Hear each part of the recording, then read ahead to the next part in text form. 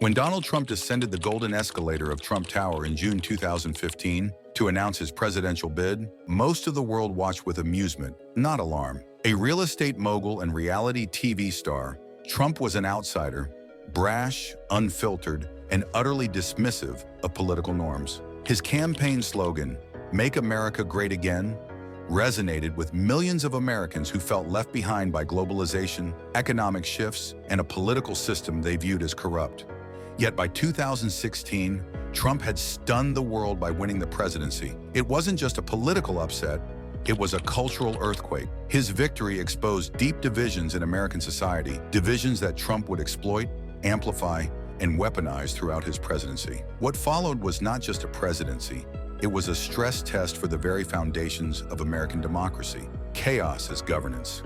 The Trump leadership style. Trump governed not through consensus or strategy, but through spectacle. Stability, outside expertise, dismissed. What mattered most was loyalty to one man and his unpredictable moods. First, impulse over strategy. Trump's leadership style was defined by impulse. He would announce drastic policy changes via tweet, often catching even his closest advisors off guard.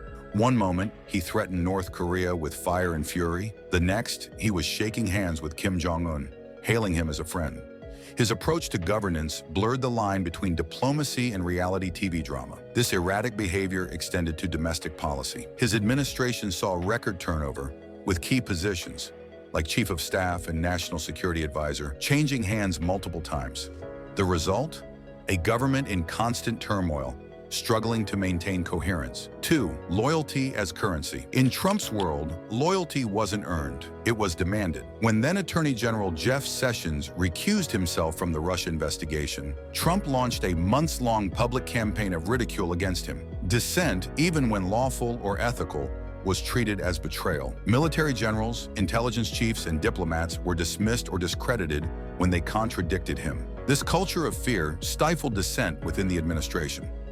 Officials who dared to speak out, like Lieutenant Colonel Alexander Vindman, who testified during Trump's first impeachment, faced public smears and professional retaliation. 3. Weaponizing social media. His Twitter account became the central hub of his presidency. He used it to bully opponents, spread conspiracy theories, and attack institutions, from the FBI to the CDC. For his supporters, it was a direct line to truth. For the rest of the world, it was a source of instability and fear. His tweets often moved markets, sparked diplomatic crises, and even influenced judicial decisions. The power of his words, untethered from facts or consequences, revealed a dangerous new reality. The presidency could be wielded like a propaganda machine. The Canada crisis, diplomacy unhinged. Perhaps no event better symbolizes Trump's emotional volatility than his sudden feud with Canada, America's closest ally. Steel and aluminum tariffs, 2018. Trump declared Canadian imports a national security threat and slapped heavy tariffs on steel and aluminum. The move shocked economists and diplomats. Insiders later revealed the real reason. Prime Minister Justin Trudeau had dared to criticize Trump's trade policies. This wasn't policy, it was personal. Trump's decision ignored decades of economic partnership and threatened thousands of jobs on both sides of the border.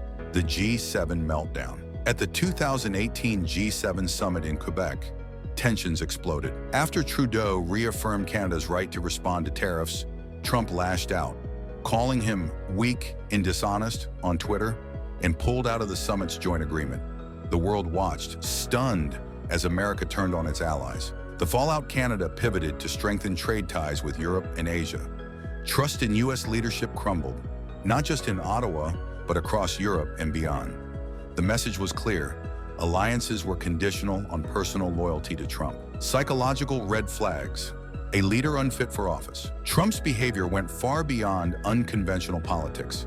It revealed profound psychological instability, traits that made him fundamentally unfit to lead. Narcissism and obsession with image, from lying about crowd sizes at his inauguration to demanding praise in disaster zones.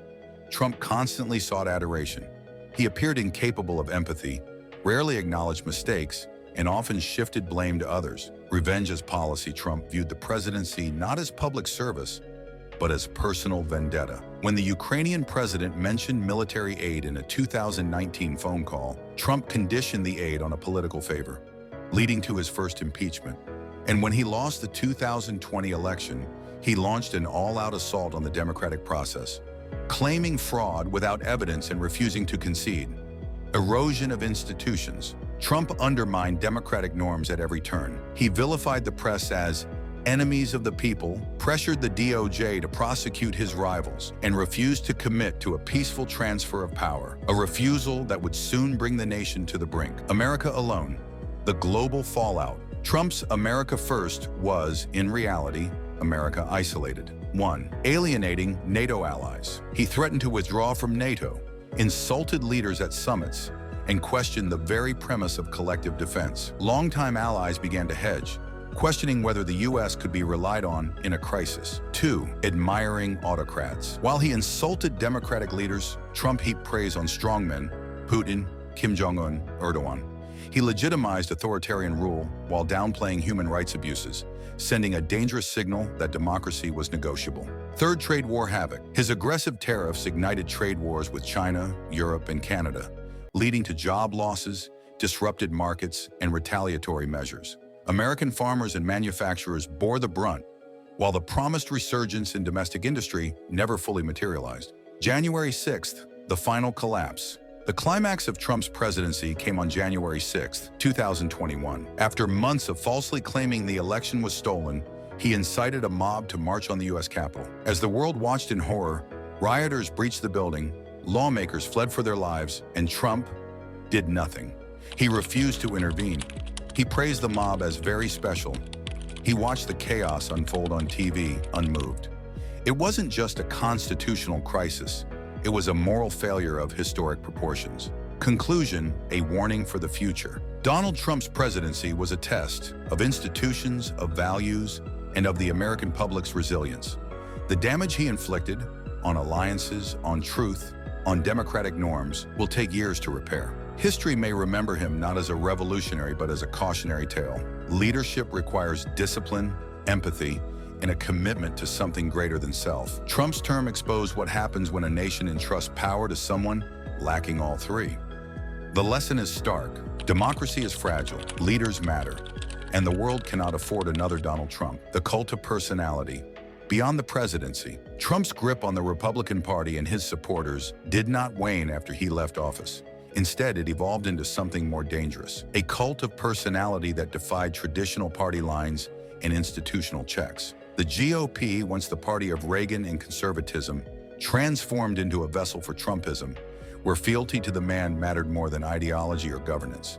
Candidates across the country mimicked his rhetoric, vied for his endorsement, and perpetuated his conspiracy theories about the 2020 election. Those who opposed him within the party, like Liz Cheney and Adam Kinzinger, found themselves ostracized or pushed out entirely. The result was a political landscape in which truth became optional and loyalty to democratic norms took a back seat to political survival. The media mirror. The media, both traditional and digital, played an indispensable role in Trump's rise and rule.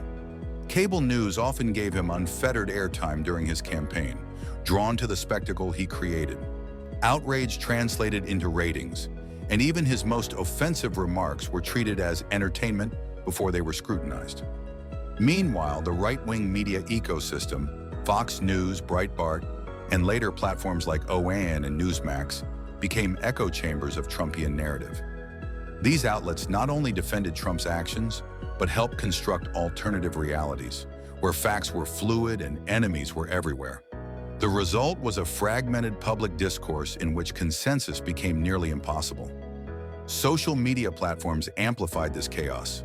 Algorithms rewarded sensationalism, not accuracy, and disinformation spread faster than fact checks could catch up. Even after Trump's removal from Twitter and Facebook, his digital legacy endured. Dozens of alternative platforms sprang up, fueled by grievance and distrust.